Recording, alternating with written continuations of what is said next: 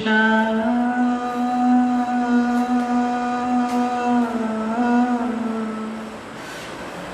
Hare Krishna,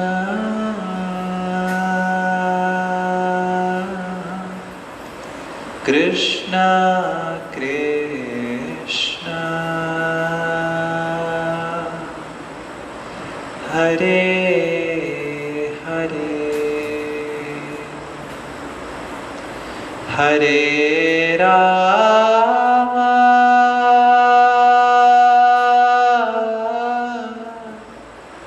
Hare Rama, Rama Rama, Hare Hare,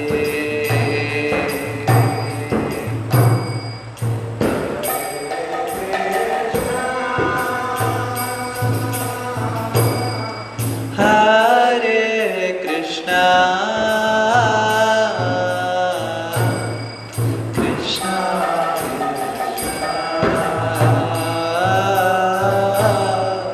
Hare Hare,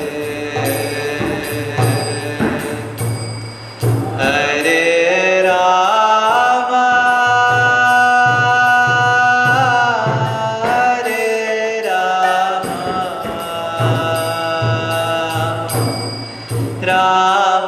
Rama Rama, Hare Hare, Hare Krishna, Hare Krishna, Krishna Krishna, Hare Hare, Hare Rama, Hare Rama, Rama Rama, Hare Hare, Hare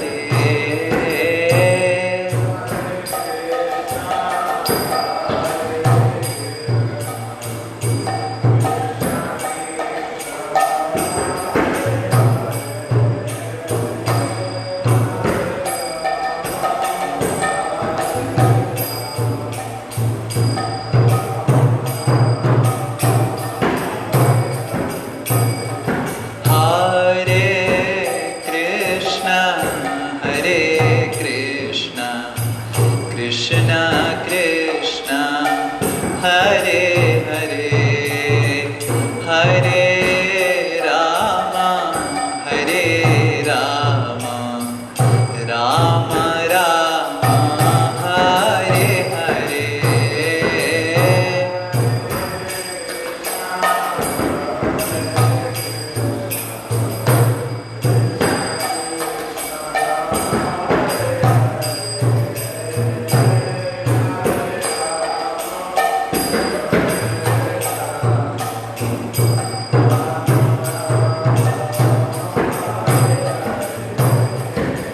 Hare Krishna, Hare Krishna, Krishna Krishna, Hare Hare, Hare Rama, Hare Rama, Rama Rama, Hare Hare,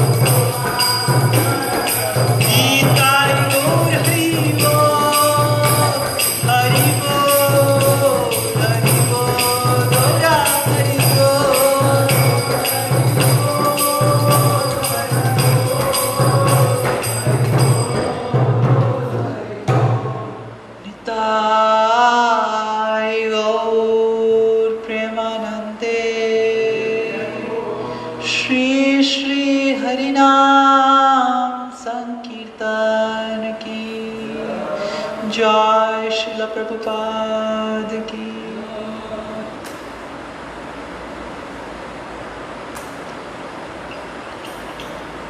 ओम अज्ञानतिमिरन्धस्य ज्ञानाञ्जनशलाकया चक्षुरुन्मीलितं येन तस्मै श्रीगुरवे नमः। नमो ॐ विष्णुपादाय कृष्णप्रेष्ठाय भूतले श्रीमते भक्तिवेदान्त स्वामिनिति नामिने।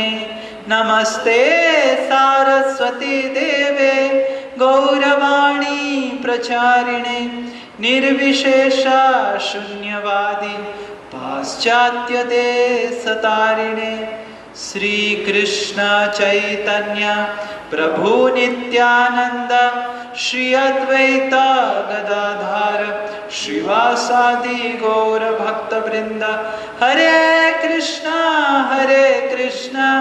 कृष्ण कृष्ण हरे हरे, हरे राम राम राम हरे हरे। मूकं करोति वाचालं पंगुं लंघायते गिरिं, यत्कृपातमहं वन्दे श्रीदीनतारिणं श्रीपरमानन्दमाधवं श्रीचैतन्यमीश्वरम्।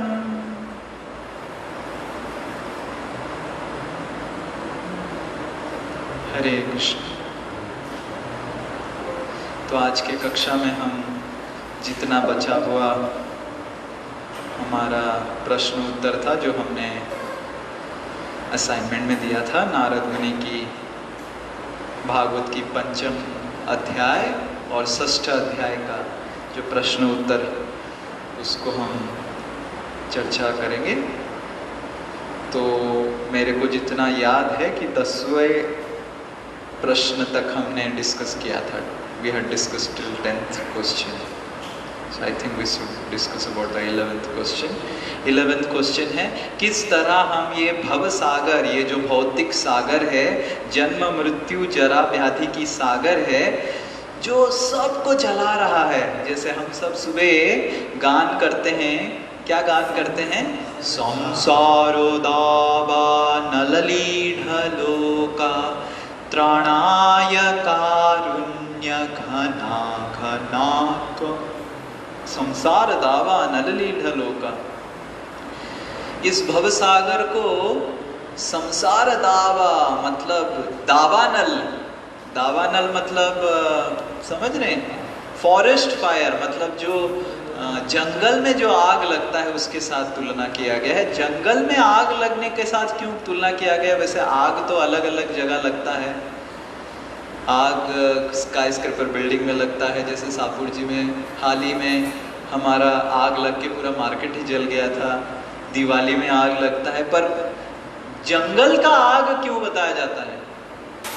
ये चर्चा का विषय है।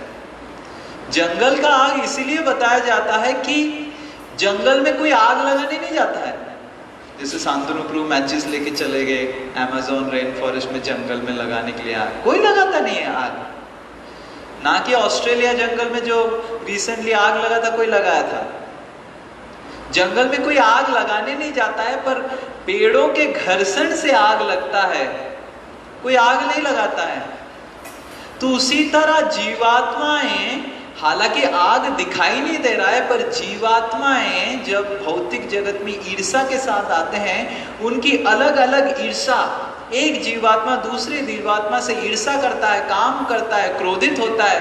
उस काम क्रोध ईर्षा से जो घर्षण से जो आग लगता है, जिसको कोई नहीं लगाता है, अपने आप से लगता है, ईर्षा का आग है। उससे आग से पूरा भौतिक जगत भवसागर जला हुआ है। सब लोग ईर्षा कर रहे हैं दूसरे से। कोई अगर मारुति 800 में जा रहा है तो जो मर्सिडीज 800 बेंज में जा रहा है उसको ईर्षा कर रहा है।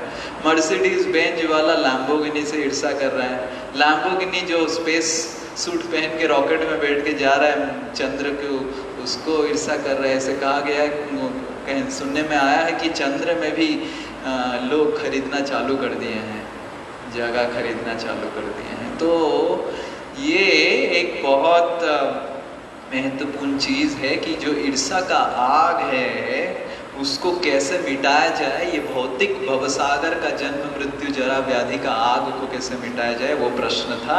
और श्रील प्रभुपाद जी अपने तात्पर्य में बताते हैं, देखिए ये तो डायरेक्ट तात्पर्य से था। The ocean of material existence Nisans is compared to a blazing fire, but to a devotee this blazing fire is insignificant because he is completely absorbed in devotional service. तो एक भक्त ये संसार का जो भौतिक ताप के ऊपर भौतिक ताप को अनुभूति नहीं करता है, क्योंकि वो भगवान की गुण कीर्तन करने लगता है। हम देखें पूरा आज का संसार पूरा कोरोना वायरस से आक्रांतित होके इतना तप्त है, सैलरी नहीं मिल रहा है, सैलरी कम मिल रहा है, किसी को परेशानी है कि कोई अपने परिवार से दूर चला गया है, कोई कहीं गया था तो लटक गया, उधर अटक गया। तो इस तरह अलग अलग लोग परेशान हैं, चिंताग्रस्त हैं ये कोरोना वायरस से। पर देखते हैं हम हमारे भक्तों को देखते हैं, सब चकाचक भगवान का नाम गुण कीर्तन करके, सब चकाचक प्रसाद लेके सब आनंद में हैं। भक्त लोगों के लिए तो आनंद ही है, क्योंकि सब छुट्टी हो गया है, वर्क फ्रॉम होम हो रहा है और लैपटॉप को ऑन कर दिया और कीर्तन चल रहा है। ऑफिस में तो कीर्तन नहीं लगा के काम कर सकते हैं, पर भक्त लोग, सॉफ्टवेयर इंजीनियर जो सब वर्क फ्रॉम होम कर रहे हैं, कीर्तन चला के काम कर रहे हैं, क्योंकि ऑफिस में तो कीर्तन लगाते नहीं, देंगे नहीं बॉस लोग। और तो और सड़ा हुआ बासी, या फिर बासी नहीं तो बोल सकते हैं कि सुबह जो होता था प्रसाद, वाइफ पैक कर देती थी उसको कटोरी में डाल के, या फिर क्या जो टिफिन होता है, क्या होता है वो सब, हमने तो कभी उसको लिया नहीं अपने जीवन में, ऑफिस गया नहीं तो हमको पता नहीं जो भी क्या होता है। लंच बॉक्स लेके पतिदेव जाते थे, पर घर में हैं तो गरम गरम रोटी खा के कंपनी का काम कर रहे हैं, तो महाप्रसाद का हो रहा। तो इसीलिए भक्तों के जीवन में कभी भी भवताप नहीं लगता है। हालांकि भक्तों को भी व्याधि होता है, भक्तों को भी जरा होता है, भक्तों भी बूढ़े होते हैं, मृत्यु आता है, जरा आता है, व्याधि आता है, पर मृत्यु जरा व्याधि का दुख भक्तों को नहीं मिलता है। ये बहुत महत्वपूर्ण है। ऐसे नहीं कि भक्त कोई हो गया तो वो मरेगा नहीं, ऐसा नहीं। ऐसा नहीं कि भक्त हो गया तो उसको बीमारी नहीं होगा। बीमारी होता है, भक्तों को भी होता है, साधारण जनता को भी होता है, पर भक्त भगवान की गुण कीर्तन में इतने निमग्न होते हैं कि उस गुण कीर्तन में निमग्न होने के कारण उनको व्याधि की दुख समझ में नहीं आता है। हालांकि व्याधि सुख में परिणत हो जाता है। और मैं देखा हूँ, जब भी मेरे को व्याधि हुआ है, सब अच्छा किताब में पढ़ लिया हूँ। मेरे गुरुदेव ने किताब लिखा जर्नी होम, 2007 में वो रिलीज हुआ। 2007 से लेके 2009-10 तक मेरे को समय नहीं मिला उसको पढ़ने के लिए। इतना सेवा। 2010 में भारी भरकम मेरे को टाइफाइड हुआ, इतना जबरदस्त टाइफाइड हुआ कि ठीक ही नहीं हुआ, 6 महीना तक ठीक नहीं हुआ। हालांकि सुनने में आया था 6 महीने के बाद कि गलत मेडिसिन मेरे को मिल गया था, डॉक्टर ने दे दिया था। हरे कृष्ण, जय जगन्नाथ। तो जो भी हो, ये तो भगवान की कृपा था कि टाइफाइड हो गया, तो मैं बैठ के गुरुदेव की किताब पढ़ लिया।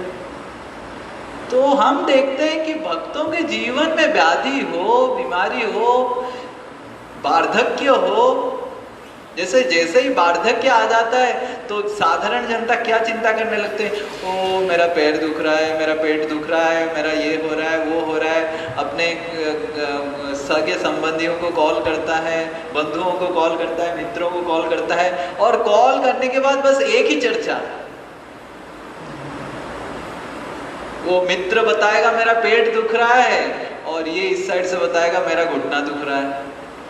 मित्र बताएगा मेरे आंखों में सही से दिखाई नहीं दे रहा है, ये बोल रहा है मेरे को स्वाद कुछ नहीं आ रहा है। यही सब चर्चा होता है जब वार्धक्य में आ जाता है। पर भक्त लोग क्या चर्चा करते हैं? कृष्ण के बारे में चर्चा करते हैं। इसीलिए उनको वार्धक्य तो आता है, वार्धक्य का जो दुख है उनको उपभोग वो नहीं करते। ऐसे नहीं कि मत सोचिए कि भक्त हो गया तो व्याधि क्यों हो रहा है, पेट दर्द क्यों हो रहा है। कुछ भक्त लोग मेरे को फोन करके पूछते रहते हैं कि प्रभु जी आपका तो कुछ कर्म नहीं है, पर व्याधि क्यों आ रहा है। ऐसे नहीं कि भक्त हो गए तो कुछ लोग सोचते हैं कि व्याधि नहीं आएगा, पेट खराब नहीं होगा, सर दर्द नहीं करेगा, एक्सीडेंट नहीं होगा, मृत्यु नहीं होगा। ये सब होता रहेगा, ये संसार का नियम है। ये संसार के नियम से कोई भी बच नहीं सकता है। भक्त लोग भी इस संसार का नियम के अंतर भुक्त में आते हैं, पर भगवान का गुण कीर्तन करने के वजह से भक्त लोग इसके जो कष्ट का, इसके प्रभाव से जो कष्ट मिलता है, दुख मिलता है, चिंताएं आती हैं, उस चिंता से, शोक से विरक्त रहते हैं, ऊपर रहते हैं। तो यहाँ पे वही ध्रुव महाराज बता रहे हैं, भूयद अनंत महता अमलाशयाना नेश्यत भवत गुण कथामृत पान मात, जैसे पी जाते हैं, पान मात, जो पना होता है ना, जब आम पाना होता है, तो लिखा है देखो ना, कथामृत पाना, आम पाना, पाइनएप्पल पाना और सौंफ पाना, गुड़ पाना, अलग अलग पाना होता है। तो भक्त लोग क्योंकि कथामृत, भगवान का कथा का अमृत का पाना, पाना समझते हैं ना, प्याला, प्याला तो अलग हो जाता है फिर पाना, हम तो सात्विक लोग हैं, हम प्याला को तो पान, तो गुण कीर्तन, गुण कथामृत पान मत्तः।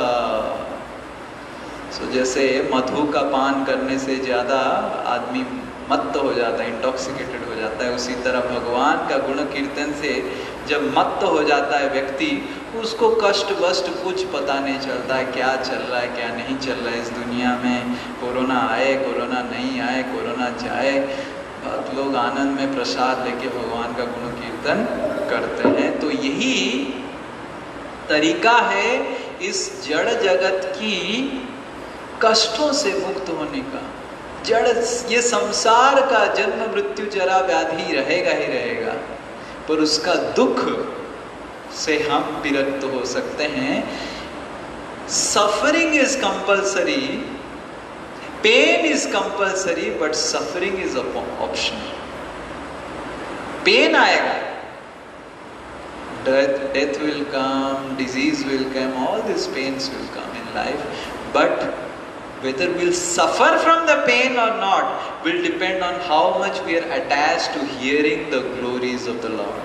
भगवान की कथाओं को हम कितना ध्यान पूर्वक, पान के जैसा, पाना की जैसा, प्याला के जैसा हम कितना वो पी रहे हैं, है कि नहीं। जैसे कुछ कुछ लोग तो जब दुख आता है तो 2 जाम लाल पानी का हो जाए, सब भूल जाते हैं।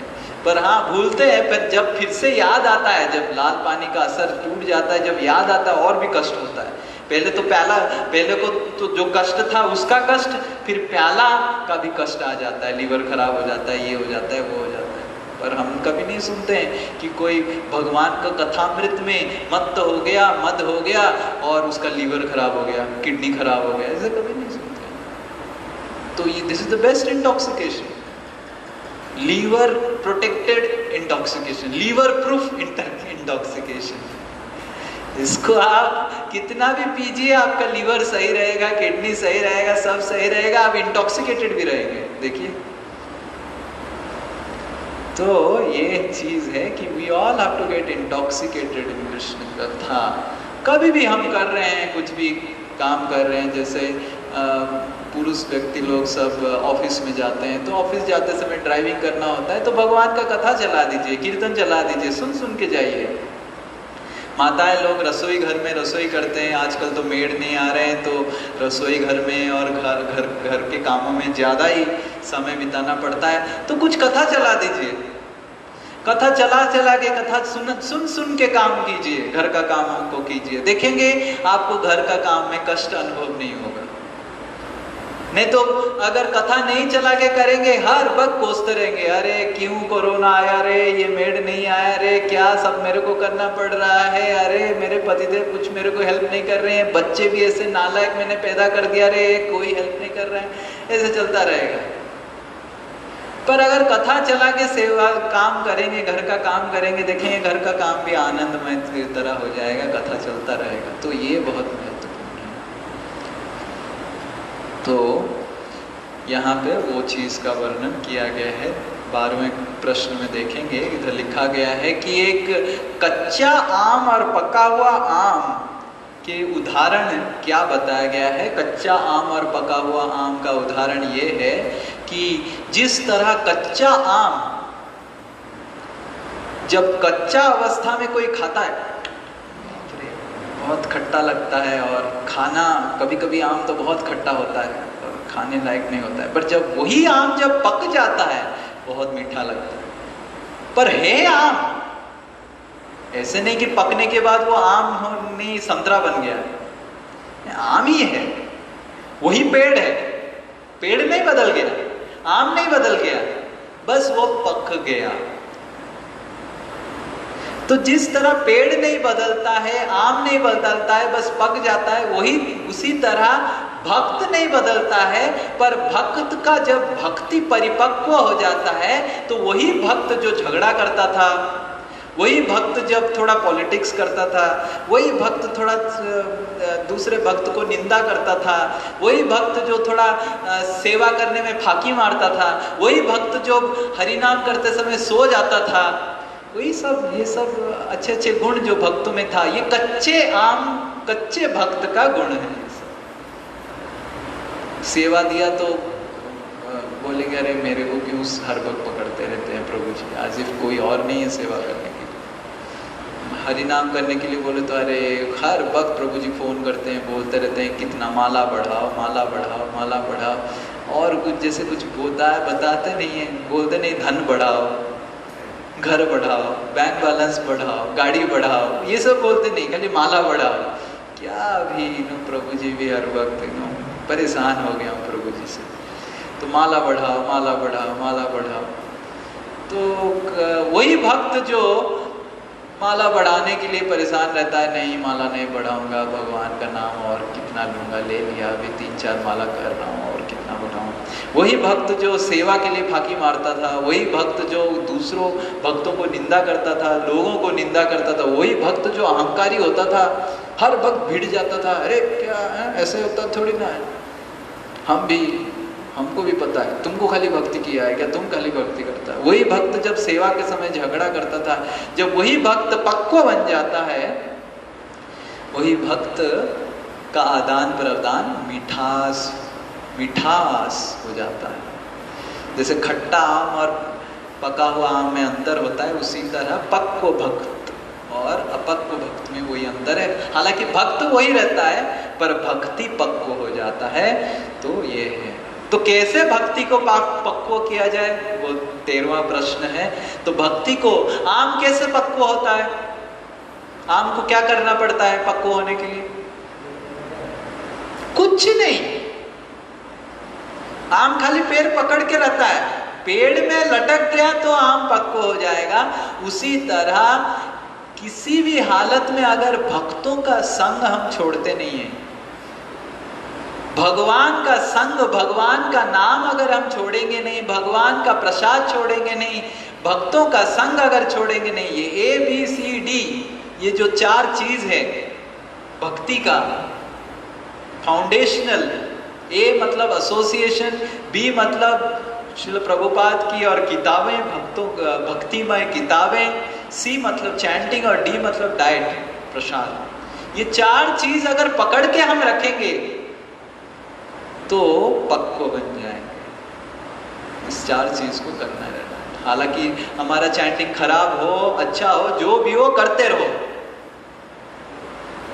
पढ़ाई अच्छा हो रहा है, नहीं हो रहा है, नींद आ रहा है, जो भी हो लगे रहो, इंडिया जीत जाओगे, है कि नहीं, ऐसा बोला जाता है।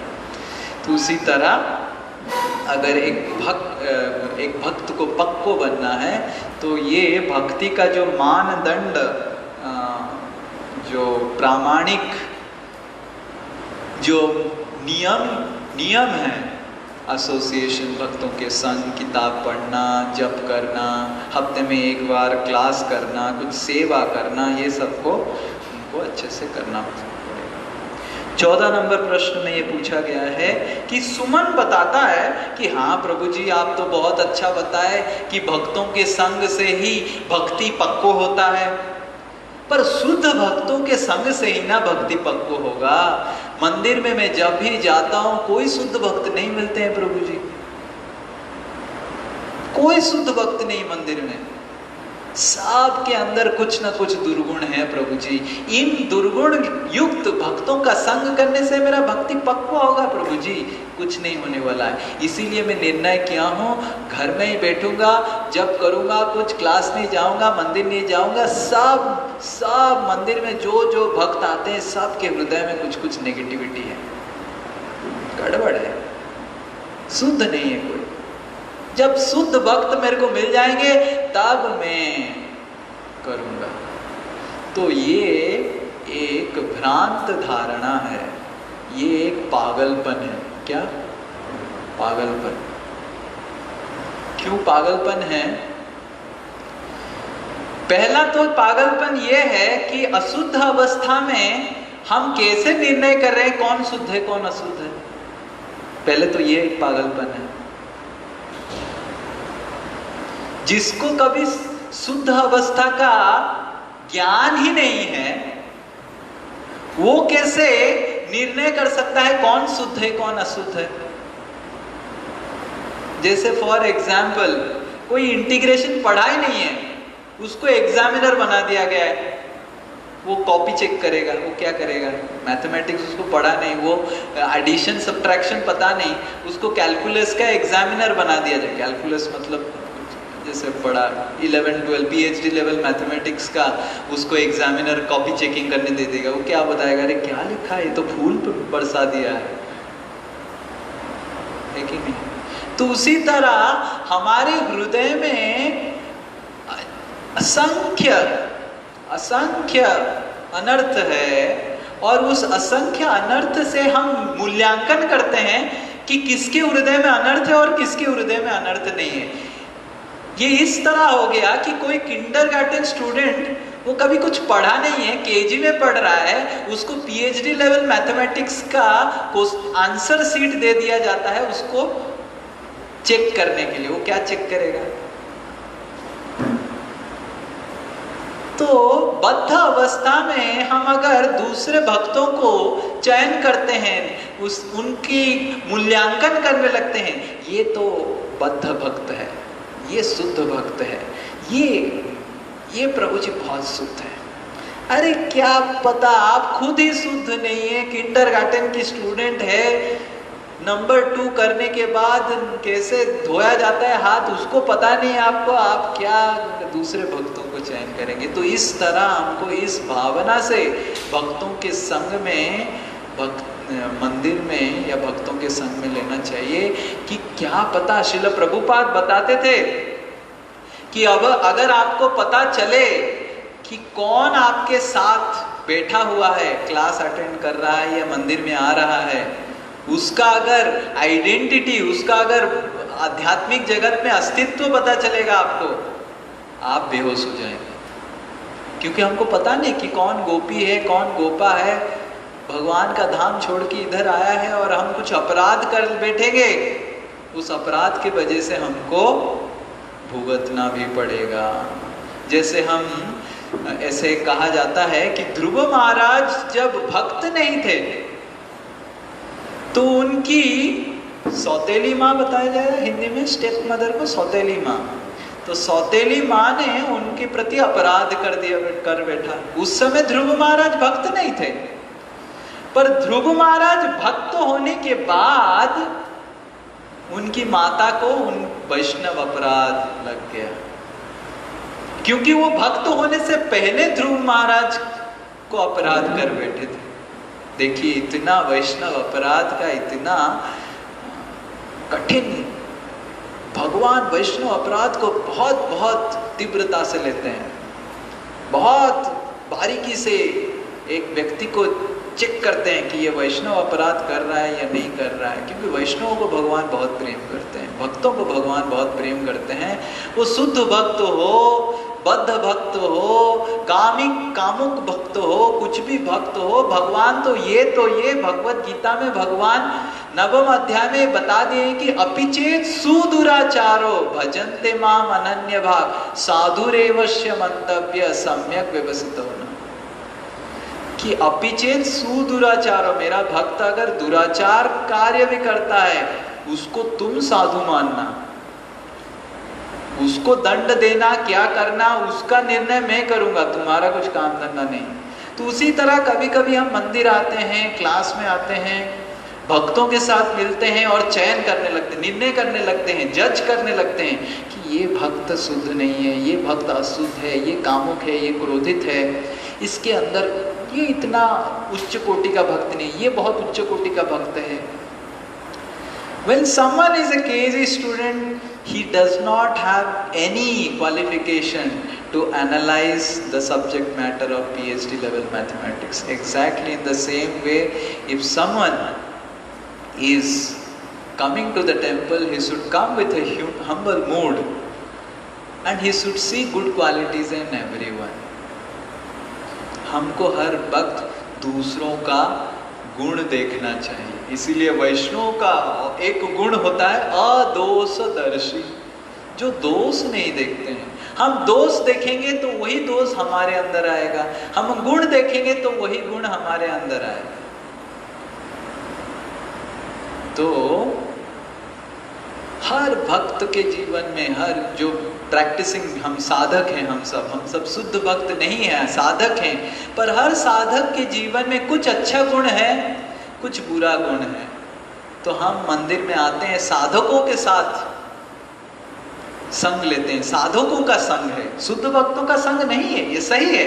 सुमन जो इधर बता रहे हैं कि मंदिर में आते हैं तो शुद्ध भक्त नहीं मिलते हैं, तो हाँ ये सही है कि शुद्ध भक्त नहीं हो सकते हैं। ऐसे हो सकता है कि मंदिर में केवल साधक हैं, पर जो साधक हैं, साधक के भी कुछ गुण अच्छे रहते हैं और कुछ खराब गुण रहते हैं।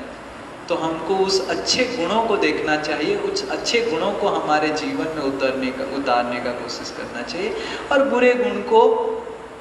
बुरे गुण जो भी है उनके गुरुदेव, और उनको देखेंगे हमारा क्या, सबका गुरु है, सब किसी ना किसी का शिष्य है, वो उनको ठीक करेंगे। हमको सबका गुरु बनना नहीं चाहिए। We should not become self acclaimed guru. मतलब समझते हैं, मतलब मैं अपने आप को सबका गुरु चयन कर लिया, स्वयं स्थापित, self proclaimed. I proclaim my self the guru of entire world. No one has made me guru. देखिए, भगवान भी अपने आप को अर्जुन का गुरु नहीं माने। Krishna never proclaimed himself as guru of Arjuna till the time Arjuna accepted Krishna as his guru. प्रथम अध्याय भगवत गीता में, पूरा अध्याय में भगवान, अर्जुन इतना बकर कर रहे हैं पर भगवान कुछ भी नहीं बोल रहे। Krishna never proclaimed himself as guru of Arjuna. ठीक है भाई, तुम जो कर रहा है, मेरे को क्या है, मैं तो सारथी हूँ तुम्हारा, रथ इधर लेना है ले लो, रथ खड़ा करना है कर लो, रथ को घुमाना है घुमा लो, मेरे को क्या है।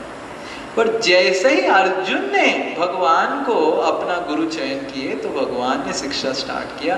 तो उसी तरह हमको सबका गुरु नहीं बनना चाहिए, हमको नम्र सेवक बनना चाहिए, सबका सेवक बनना चाहिए। वैष्णव तो चींटी का भी सेवक होता है, चींटी का भी सेवा करना चाहता है, सबका सेवा करना चाहता है। वैष्णव तो भक्तों, जो मंदिर में भक्त होते हैं उनका तो सेवा करना ही चाहिए।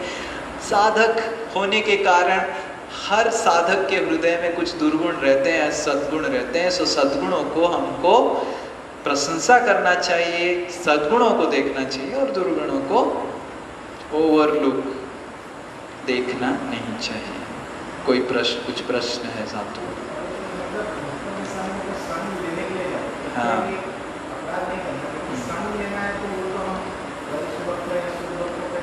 हाँ, हम वरिष्ठ भक्त शुद्ध भक्तों का संग ले सकते हैं, भक्तों का भी संग ले सकते हैं, ऐसा नहीं कि। इसीलिए 15वां क्वेश्चन है। कभी कभी हम सोचते हैं कि केवल वरिष्ठ भक्तों का संग लेने से ही हमको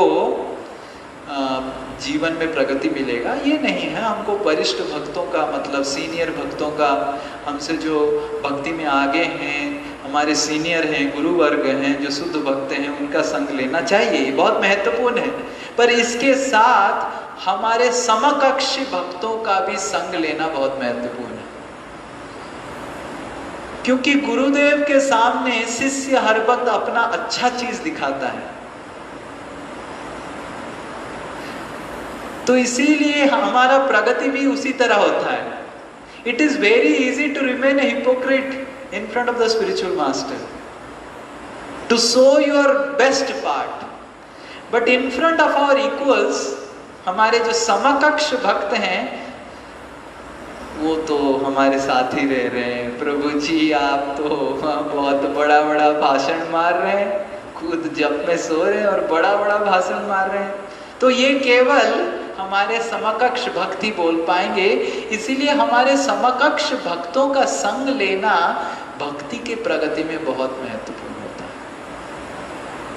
क्योंकि गुरु वर्ग हमको हर वक्त कृपा दिखाते हैं, पर समकक्ष भक्त हमको अलग तरीके का कृपा दिखाते हैं जिससे हमारा प्रगति होता है।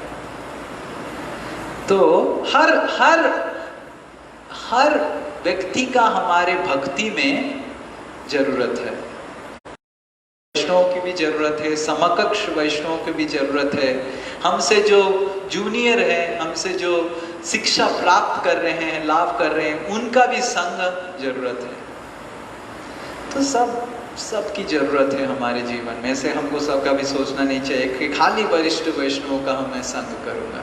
ऐसा कभी नहीं सोचना चाहिए कि खाली समकक्ष भक्तों का मैं संग करूंगा। सबका जरूरत है हमारे जीवन में। हमको वरिष्ठ वैष्णवों से सुनना है, समकक्ष वैष्णवों के साथ चर्चा करना है, और हमारे से जो जूनियर है उनको शिक्षा ज्ञान देना। तो ये 3 चीज में होना चाहिए। श्रवण होना चाहिए, चर्चा होना चाहिए।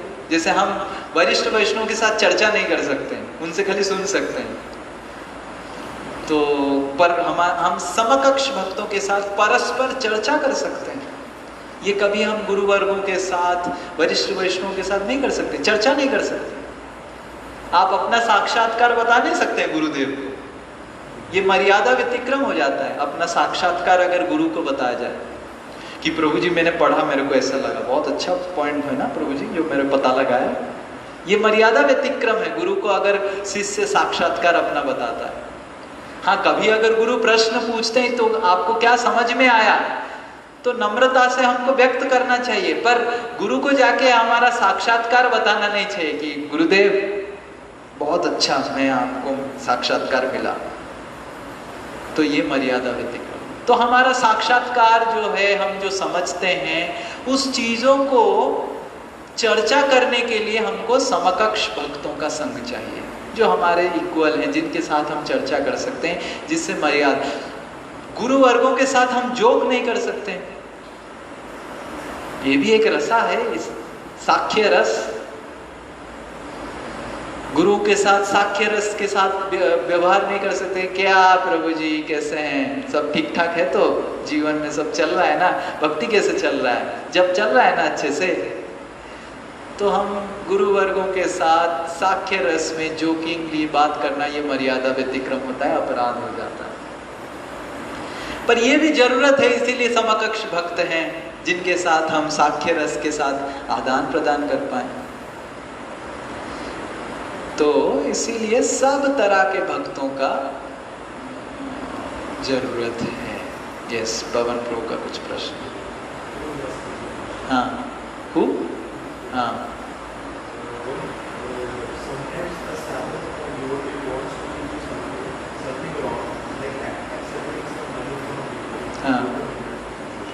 हाँ, समटाइम्स कभी कभी साधक कुछ हम भक्तों के संग में रहते हैं तो देखते हैं कि भक्त लोग कुछ बहुत ही गड़बड़ कर रहे हैं, बहुत ही गलत काम कर रहे हैं, इधर का पैसा उधर लगा दे रहे हैं, वो कर रहे हैं, ये कर रहे हैं। तो हमको क्या करना चाहिए? अगर हम उनके समकक्ष भक्त हैं, if we are his equal, so we should report it to his senior.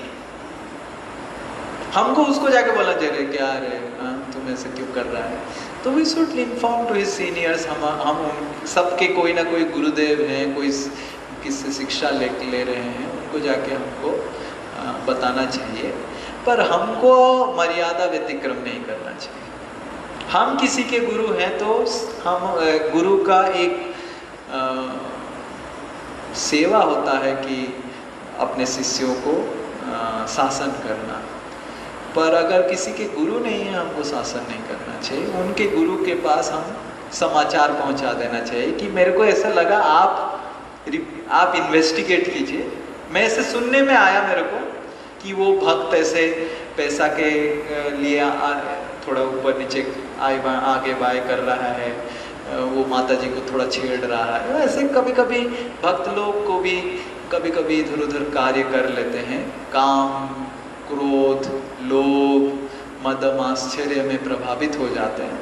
तो हमको उनको डायरेक्टली करेक्ट नहीं करना चाहिए, हमको उनके गुरु को रिपोर्ट करना चाहिए कि ऐसे ऐसे मैंने देखा सुना, मेरे को ठीक नहीं लगा। तो आप थोड़ा इन्वेस्टिगेट कीजिए मैटर को, फिर आप निर्णय कीजिए, क्योंकि आप ही के वो शिष्य हैं।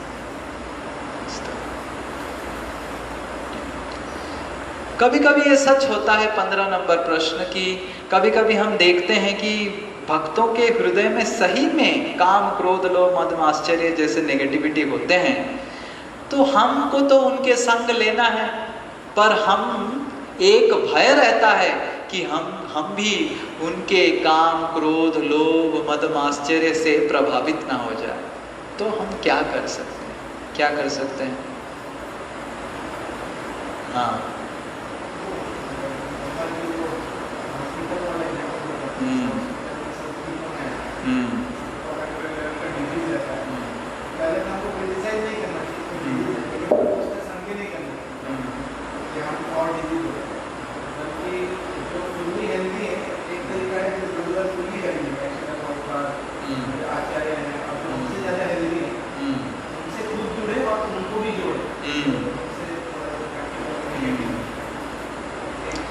जैसे शांतनु प्रभु बता रहे हैं कि जैसे कोई हॉस्पिटल होता है, किसी को बीमारी हुआ है, तो बीमारी जिसको हुआ है तो उसके पास अगर हम संस्पर्श में जाएंगे तो हमको भी बीमारी लग जाएगा। तो उसी तरह किसी के हृदय में अगर कोई भक्त के अंदर में कुछ बीमारी है, कुछ काम है, क्रोध है, उसका संग करेंगे, हमको भी बीमारी लगने का आशा है। तो एक जो व्यवहारिक, जो प्रैक्टिकल सल्यूशन हम कर सकते हैं कि हर वक्त हमको ये अभ्यास करना चाहिए कि हर वक्त सबके साथ हम कृष्ण के बारे में चर्चा करें। हम अगर कृष्ण के बारे में चर्चा करेंगे तो उसका भी प्रगति होगा और हमारा भी प्रगति होगा। और दूसरा चीज, हम उसके दुर्गुण से प्रभावित होने से बच जाएंगे। अगर हम जानते हैं कि उस भक्त में कुछ गड़बड़ है तो हमको हर वक्त कृष्ण के बारे में चर्चा करना चाहिए। ये आदत हमको एक बनाना पड़ेगा कि कृष्ण के बारे में चर्चा करें।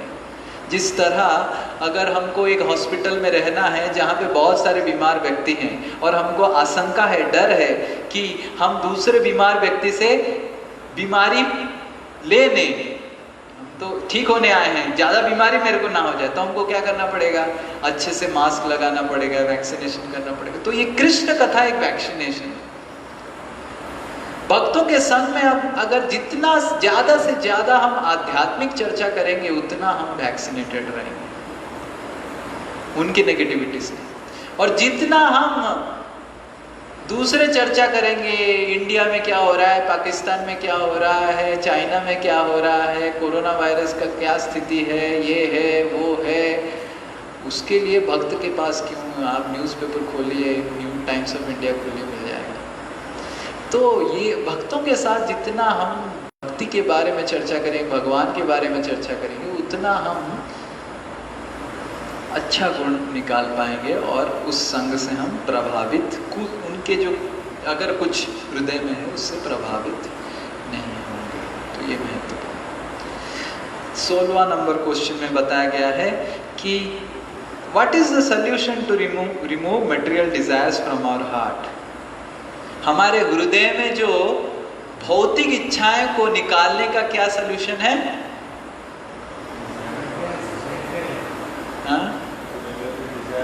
हाँ, भौतिक इच्छाओं को हटाने का तरीका है आप आध्यात्मिक इच्छा घुसाइए।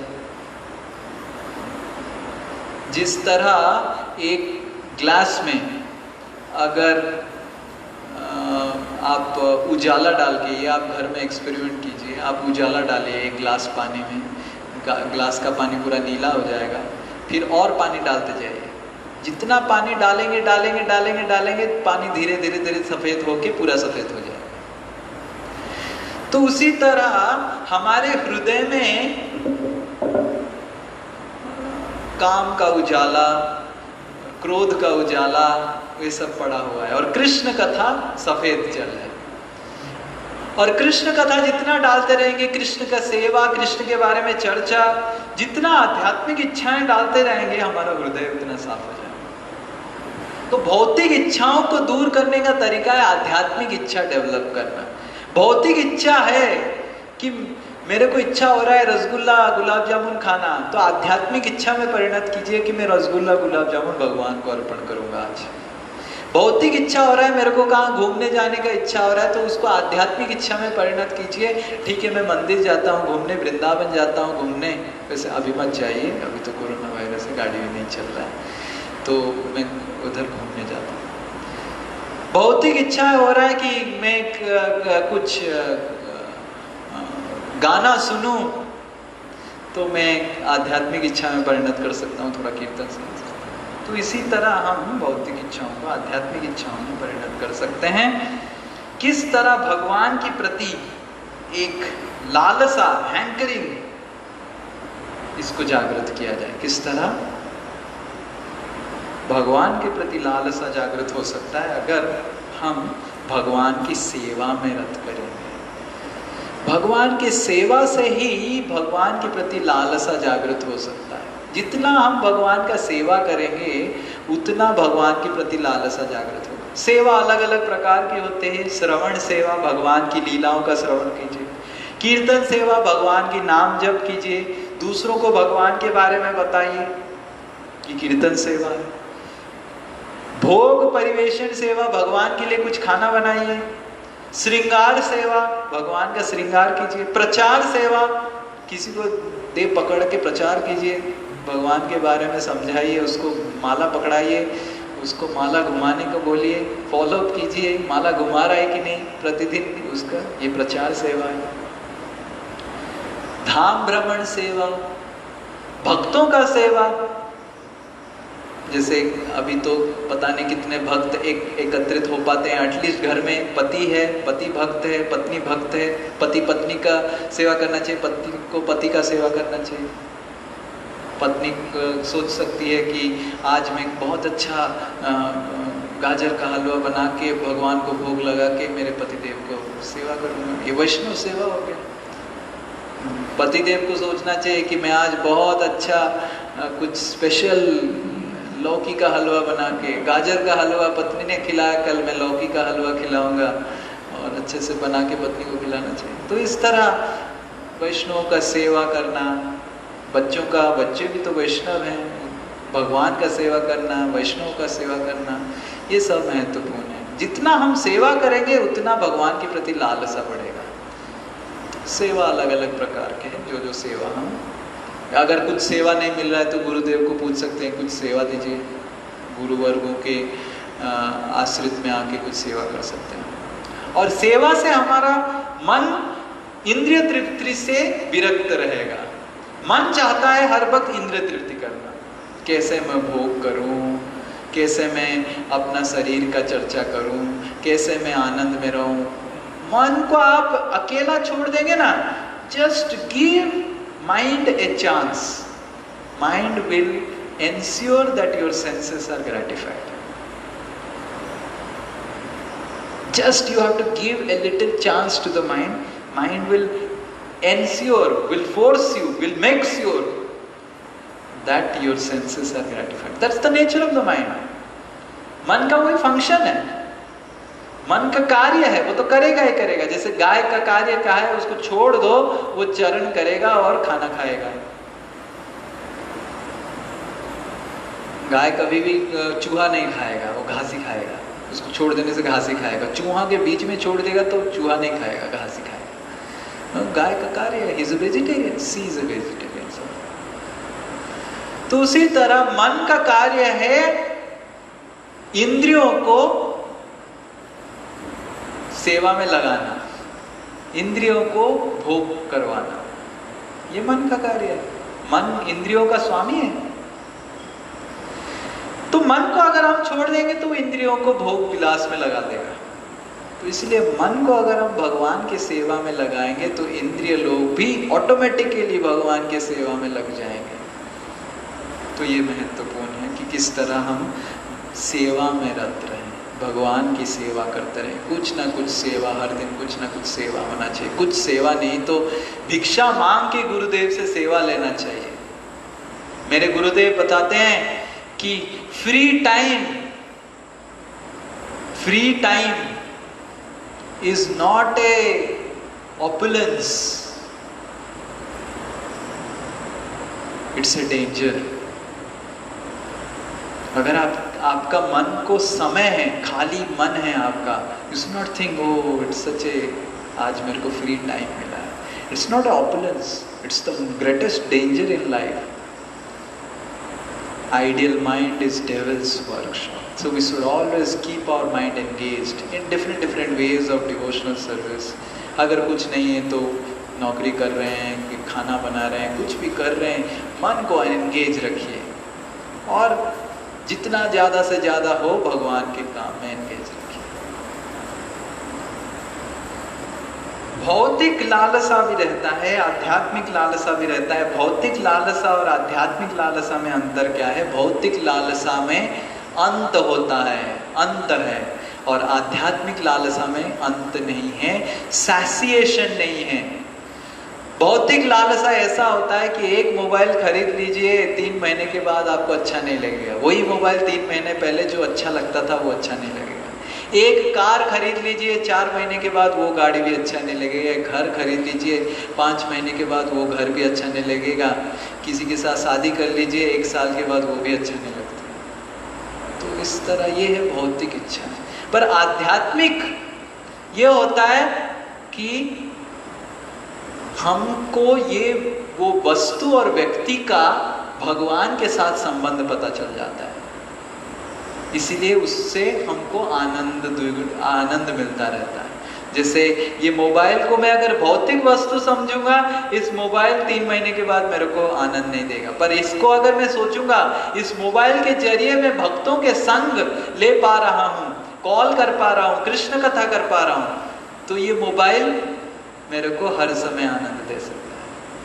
अगर अपनी पत्नी को मैं सोचूंगा, एक भौतिक व्यक्ति समझूंगा कि मेरी पत्नी है, मेरा सेवा करना चाहिए, तो 1 साल के बाद, 1.5 साल के बाद अच्छा नहीं लग रहा है। पर पत्नी को अगर मैं सोचूंगा ये भगवान ने मेरे को भेजी है जिनको मैं सेवा करना चाहता हूँ,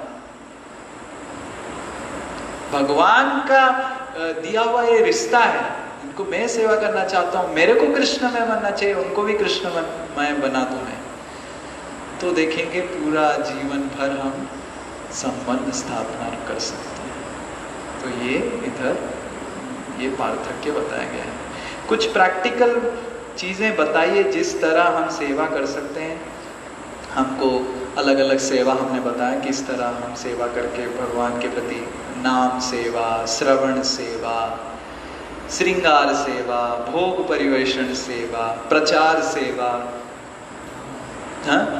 धाम सेवा, वैष्णव सेवा, गुरु सेवा, गुरु वर्गों का उपदेश सुन के उनके उपदेश के अनुसार कुछ सेवा, अलग अलग सेवा।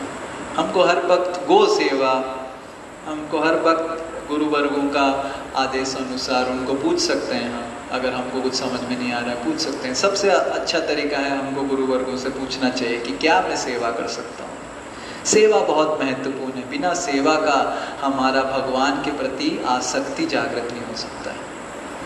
हमको कुछ ना कुछ नियमित रूप से, वो 5 मिनट होना क्यों, 10 मिनट होना क्यों, सेवा से ही हमको साक्षात्कार मिलेगा। साक्षात्कार, साक्षात आकार, साक्षात आकार, भगवान का साक्षात आकार आपको दर्शन मिलेगा जब आप सेवा करेंगे। तो गुरु वर्गों को आदेश अनुसार हमको कुछ ना कुछ सेवा लेना चाहिए हमारे जीवन में, कुछ ना कुछ सेवा लेना चाहिए जिसको हम हर दिन करें।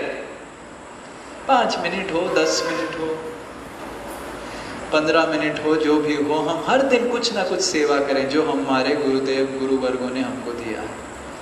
और देखेंगे उससे भगवान के प्रति आपका लालसा, आसक्ति और बहुत बढ़ेगा। ये हमने भी देखा है कि जितना हम गुरु वर्गों का आदेश अनुसार सेवा करेंगे, भगवान उससे प्रसन्न होते हैं। तो समय हो गया 1 घंटा और 10-15 क्वेश्चन है 20 से 34। इसको हम और एक दिन कर लेंगे अगले हफ्ते में।